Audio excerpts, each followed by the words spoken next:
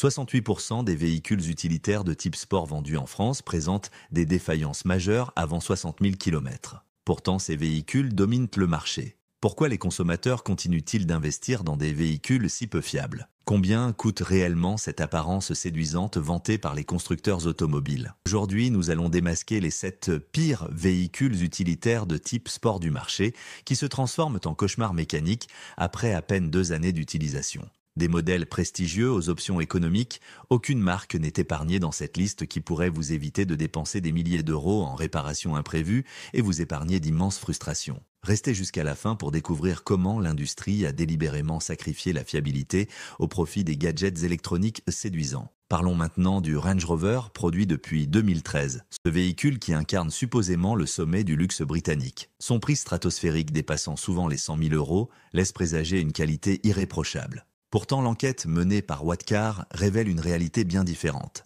Il s'agit tout simplement du véhicule utilitaire de type sport, le moins fiable du marché actuel. La vérité éclate généralement après 18 mois d'utilisation, moment où les propriétaires découvrent que leur investissement prestigieux cache un véritable cauchemar technique. Tel un château de cartes luxueux, ce véhicule s'effondre dès la première brise mécanique. Premier coupable de cette débâcle, la batterie qui montre rapidement des signes de faiblesse, abandonnant régulièrement ses propriétaires au bord de la route sans avertissement. Mais ce n'est que la partie émergée de l'iceberg. La boîte automatique ZF à 8 rapports se montre particulièrement capricieuse dans le Range Rover malgré sa bonne réputation sur d'autres véhicules. Les conducteurs subissent des à-coups inexplicables lors des rétrogradations, transformant chaque décélération en expérience désagréable. La Jeep Renegade illustre parfaitement ce paradoxe moderne. Plus la marque était réputée pour sa fiabilité mécanique d'antan, plus ses véhicules actuels semblent submergés par des défaillances électroniques catastrophiques. Merci à Stellantis. Derrière son apparence séduisante de baroudeur urbain et son prix d'entrée attractif, se cache un réseau électrique défaillant, générant des problèmes systématiques après 2 années d'utilisation. Le système électronique du Renegade fonctionne comme une véritable roulette russe pour ses propriétaires, chaque démarrage pouvant annoncer une nouvelle défaillance imprévisible. Les premiers symptômes touchent généralement le système audio avec une radio numérique rapidement inutilisable, stations impossibles à mémoriser, coupures incessantes et parasites transformant chaque trajet en calvaire sonore. À mesure que le temps passe, les écrans du tableau de bord commencent à défaillir, affichant des pixels morts qui forment des taches noires grandissantes jusqu'à l'extinction totale. Ces pannes privent le conducteur d'informations essentielles comme la vitesse ou le niveau de carburant, créant un risque sérieux pour la sécurité. Tandis que les aides à la manœuvre abandonnent régulièrement leurs utilisateurs avec des capteurs de stationnement défaillants et des caméras de recul affichant des images figées. L'éclairage subit également cette débâcle électronique.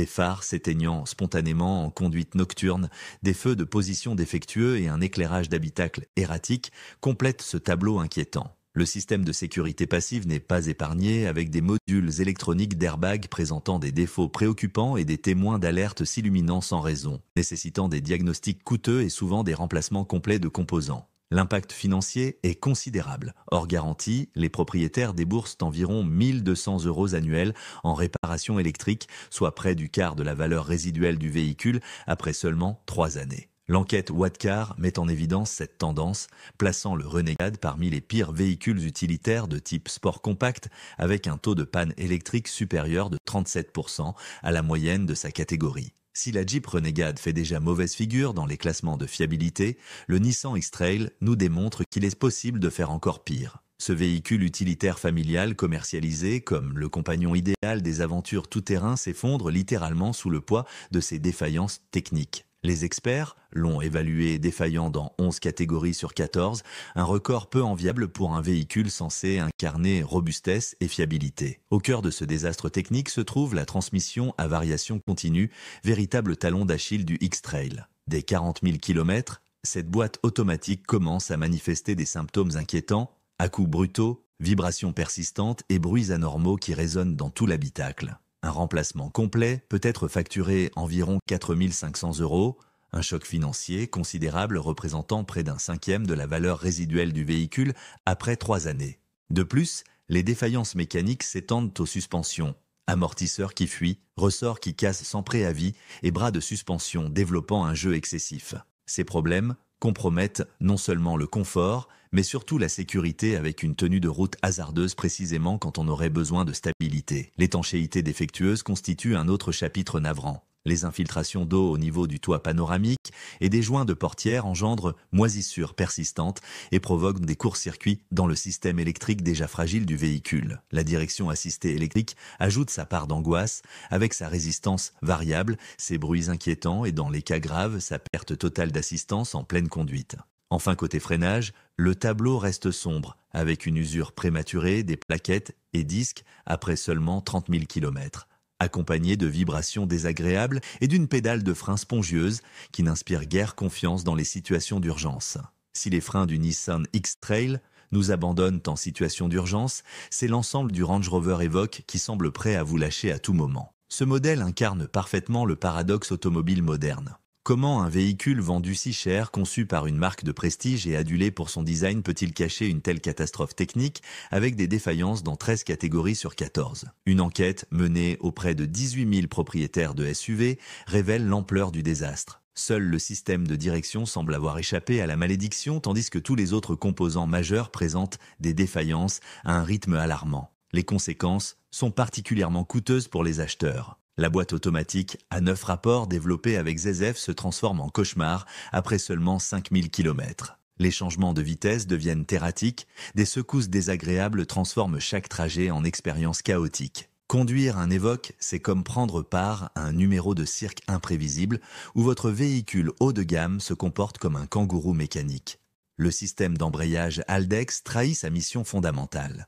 Les fuites d'huile et défaillances d'électronique compromettent les performances tout-terrain. Quelle ironie pour un véhicule arborant le badge Range Rover, symbole historique de capacité tout-terrain exceptionnelle. Les suspensions adaptatives perdent progressivement leur efficacité. Les bruits parasites s'installent, le confort s'évapore, l'expérience haut de gamme se transforme en calvaire quotidien sur route dégradée. L'électronique embarquée n'est pas épargnée. Le système d'infodivertissement se fige régulièrement, les commandes tactiles semblent avoir leur propre volonté. Dans certains cas, seul le remplacement complet de l'unité centrale résout ces problèmes. Les moteurs diesel Ingenium développent rapidement des problèmes d'injecteurs et de turbocompresseurs. Présentés comme une révolution technologique, ils s'avèrent être une source constante de panne. Le circuit de refroidissement constitue un autre point faible critique. Les fuites au niveau des durites et les pompes à eau défaillantes peuvent provoquer une surchauffe catastrophique endommageant irrémédiablement le moteur. Cette accumulation de problèmes techniques a des conséquences financières dramatiques. Les réparations des injecteurs et turbocompresseurs coûtent en moyenne 2 800 € hors garantie. Plus choquant encore, l'Evoque passe environ 30 jours par an en atelier, 3 fois plus que les véhicules utilitaires japonais ou coréens concurrents. Un bilan désastreux pour un véhicule supposément haut de gamme. Passons maintenant au Dacia Duster, cette icône du véhicule utilitaire abordable qui cache un paradoxe financier troublant. Derrière son prix d'acquisition séduisant se dissimule une réalité technique bien moins reluisante, particulièrement pour les modèles sortis entre 2010 et 2013. La première génération du Duster illustre parfaitement les limites du concept économique appliqué à l'automobile. Après quelques années au compteur, ce véhicule censé incarner l'accessibilité révèle les nombreux compromis techniques consentis pour atteindre ce tarif plancher. L'équation économique devient alors beaucoup moins favorable pour l'acheteur. La direction assistée électrique manifeste des signes de faiblesse inquiétants vers 60 000 km. L'assistance devient capricieuse, transformant les manœuvres urbaines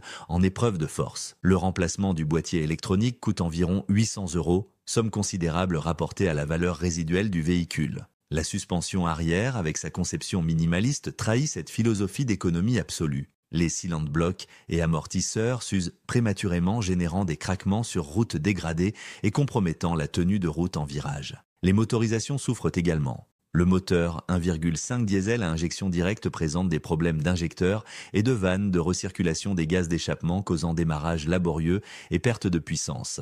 Résoudre définitivement ces soucis coûte environ 1 200 €, soit presque 10% de la valeur d'un Duster de 4 années. L'imperméabilité approximative de la carrosserie permet aux infiltrations d'eau d'attaquer les connexions électriques et de favoriser la corrosion prématurée dans des zones structurellement critiques. La climatisation optionnelle déçoit avec ses fuites systématiques après 3 années, ses recharges annuelles finissant par coûter plus que le système lui-même. Parallèlement, les fixations moteurs en matériaux bon marché transmettent des vibrations excessives, accélérant l'usure de l'embrayage et stressant la boîte de vitesse. Le câblage électrique sous-dimensionné provoque des chutes de tension chroniques et des pannes aléatoires, particulièrement par temps humide. Le Duster est finalement comparable à ces soldes trompeuses, un prix d'appel alléchant qui masque un coût d'usage exorbitant. Ces économies de bout de chandelle à la production se transforment en gouffre financier pour le propriétaire, faisant du concept économique initial un investissement bien plus onéreux à terme qu'un véhicule conventionnel correctement conçu. Notre enquête sur ces 7 véhicules utilitaires défaillants révèle une triste vérité du marché automobile contemporain. L'industrie a délibérément adopté une stratégie où l'apparence prime sur la durabilité. Les constructeurs intègrent désormais l'obsolescence programmée dans leur modèle économique, sacrifiant la fiabilité mécanique pour des gadgets électroniques séduisants mais fragiles. Cette approche maximise les revenus après-vente par les pièces détachées et services de réparation. Le consommateur devient prisonnier d'un cycle de dépenses de continu, victime d'un marketing trompeur qui vante des qualités superficielles au détriment de la fiabilité à long terme.